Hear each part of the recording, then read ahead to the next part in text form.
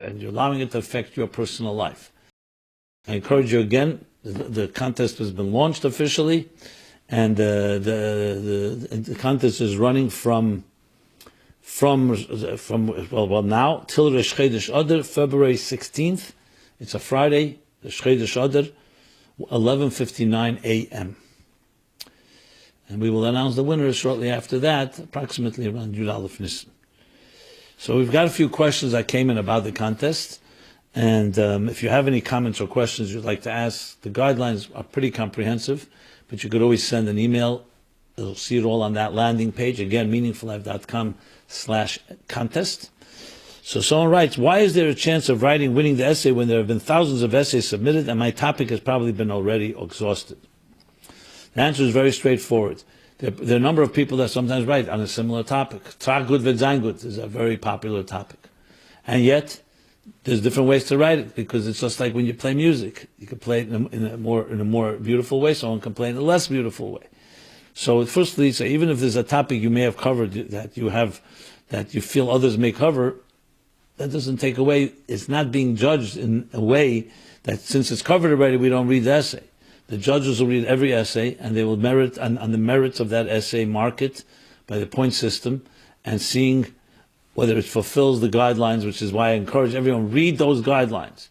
One of the things I've noticed personally, and I looked at it, so many excellent essays were written, but for some reason, either because of rushing or whatever it is, if you just finish the essay, besides showing it to someone or a few people, go through the guidelines and say, did I fulfill all the guidelines? I've seen essays with another 20 minutes or half hour of work could have gotten much higher scores and even may have been winners.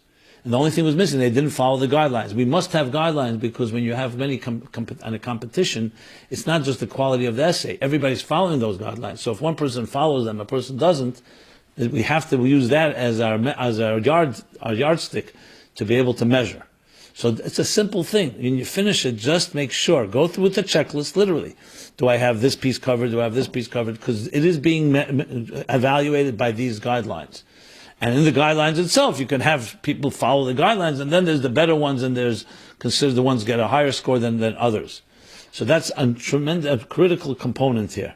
So absolutely, thousands of essays could be submitted, and your topic may have been exhausted. I wouldn't say exhausted.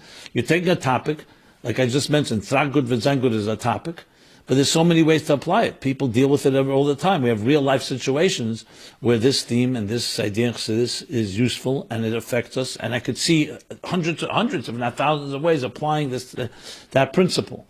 Secondly, no one ever writes exactly the same. People write it in different ways, how they explain it, how they apply it, and so on. Another person writes, in last week's show, when you mentioned the essay contest, you said the deadline is... I don't know if it was a slip of the tongue. In any case, it's worth mentioning, as I'm sure you know, that the Rebbe was very particular in positive language. For example, instead of Beis Chelim, which means the house of the sick, meaning in Hebrew the word for hospital, he called it Beis Reifim, of refuah, a house of healing, a house of doctors. Joseph Telushkin, in his book Rebbe, when writing about the topic of the Rebbe's positive speech, he writes that as a result of learning the Rebbe's view on positive speech, instead of using the word deadline, he now uses the word due date, which has the connotation of birth. I just thought it'll bring it to your attention. Thank you very much for bringing it to my attention. Excellent point. And as a matter of fact, I actually helped Telushkin write that chapter, because I gave him a few stories and a few sources. So, yes, we all have our, I don't know if it's called slip of the tongue. I probably didn't pay attention. It's a line we use, but deadline has the implication of dead. Due date is a much better word. Like I think I mentioned a few weeks ago about the custom of the land, which is when you have a birthday cake, on your birthday they give you candles and you blow them out. And then one little girl pointed out, you don't blow out candles, we don't blow out, we light candles. A candle is a symbol of life, a symbol of Ner Hashem Nishmas Adam. So the same thing here, point well taken. And the due date is February 16th, 11:59 a.m. So I stand corrected, and I thank you for pointing that out. And again, this essay contest is open to everyone. $10,000 first prize, $3,600 second prize, $1,000 third prize. And this year we've opened a new track just for students, age 14 to 21. Only students can win this, the fourth $500 prize, but the students are also eligible to win the higher prizes as well. So This is a shout out to educators out there of all sorts, whatever school it is, or educators, private tutors, and as well as parents. One of the ways we educate is through giving our students assignments. An assignment: write a paper. Here's an opportunity to write a paper, an essay, based on Chassidus, applying it to life, and plus the incentive of $10,000. To me, it's a no-brainer.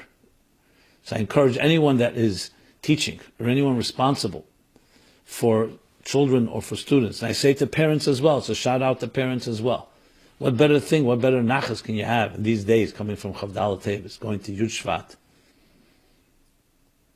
to have your children, whatever age it may be, when they're